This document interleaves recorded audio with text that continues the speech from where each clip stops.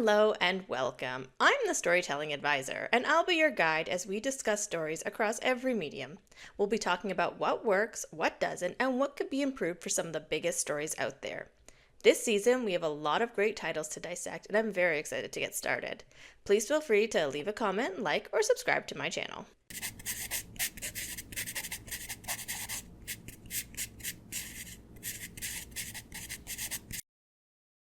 For our first episode, we'll be analyzing the storytelling in one of the most controversial families out there.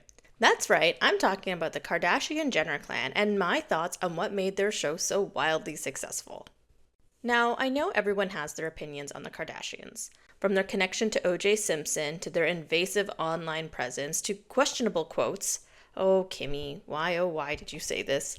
The name has embedded itself in our lexicon, whether you love them or hate them, and you can't deny they've become a prevalent part of our pop culture world. But let's look past the hourglass figures and temporary lip filler to dive into the storytelling of Keeping Up with the Kardashians. I'm not going to go too much into the history of the show. It's not really why we're here. But I can't ignore the origin of this successful series because it was so influential in the structure of the story. And that's where it distinguished itself from so many other reality TV series out there, even to this day. As we all now understand, the devil works, but Kris Jenner works harder, and that was true almost 2 decades ago when she had the idea for a TV show based on her family. She connected with Ryan Seacrest, the American Idol guy, who had just started his own production company. After watching some footage of the family at a barbecue, the idea was pitched as a non-scripted family sitcom to the E! Network, and the rest is history. But what makes the show so interesting? Well, riding on the coattails of The Simple Life and The Osbournes, the Kardashians began their foray into reality television, portraying their family as organically as edited television would allow. We're not here to analyze the authenticity of reality TV because there's no doubt these conversations are scripted to a degree.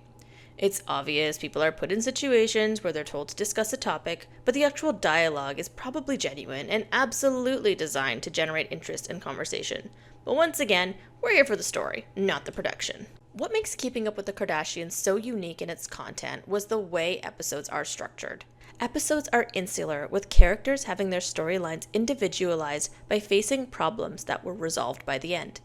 These weren't particularly difficult problems, nor were they relatable. Should Kim pose for Playboy? What will the results of Khloe's paternity test reveal? Should Kris get her ears pinned back? Will Kourtney's stupid new company find success? Can Kylie help Kim feel cool again? Such silly storylines, and sometimes quite superficial, yet, coupled with being rooted in reality and a touch of schadenfreude, it makes for a captivating experience. Not to mention how they poke at the fourth wall, bringing us on their journeys like we're part of the adventures. They showed the world everything, the good, the bad, the ugly. Despite the ups and downs, there's always a happily ever after at the end of each episode, and that closure was enough to give the audience a desire to come back for more. It perfectly blended the slice of life style of storytelling with the traditional hero's journey. And some of the storylines intertwined too, making it even more intriguing, kind of like a racier version of Full House, but with worse acting. They even had that family first mantra that's super popular these days. Get out of here, Vin, we're not talking about your franchise yet. And that was just for the individual episodes. They do lots of overarching storylines that keep the audience invested. Sure, you can absolutely watch one episode and get the gist of the family dynamic, but when you look at the whole season, you see storylines that arc for the entirety of filming. The Bruce-Caitlyn transition is a great example. We saw elements of this over the years, from Kris and Bruce's separation to the hints that something was different about Bruce, to finally culminating in several episodes dedicating to Bruce discussing his transition into Caitlyn. Or look at Scott and Kourtney and their drama, or Kim's numerous weddings, or Rob stepping back from the show due to his mental health. There are other great examples too. The relationships, friends, cheating scandals, births, deaths, marriages, divorces, aging, surgeries, reversal of surgeries. All of these showcased throughout the seasons and edited in a way that makes a complete arc that ties up somewhat nicely by the end. Or it continues on to the next season, giving even more incentive to keep watching. It wasn't just a show about people being famous for no reason. I mean, it absolutely was, but it was structured in a way that everyone could understand and digest. We all love stories, and the classic story arc of someone or something trying to solve a problem is so palatable. It's easy to write off the show because it's reality TV, and we love to hate on it.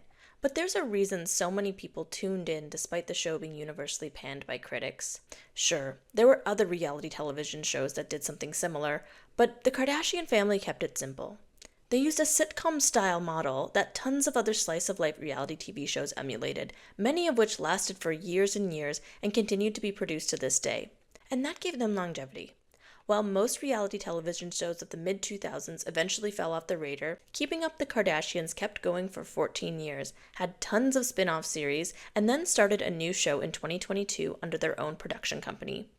I'm not even going to go into all the brand deals and other products they've dabbled in. Oh, look at Kim with her silly little cupcakes.